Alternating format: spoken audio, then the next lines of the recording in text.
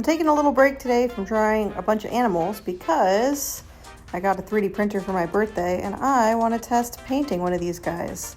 So I'm still working on layer lines and trying to make them as smooth as possible, but this is a series of tests that I'm doing and I wanted to see how he looked painted, and then I'm going to paint the second one in the series of tests, which has a fuzzy coating to him.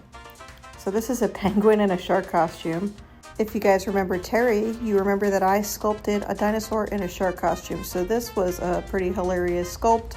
It was a stock sculpt, and I think he turned out pretty good with some paint on.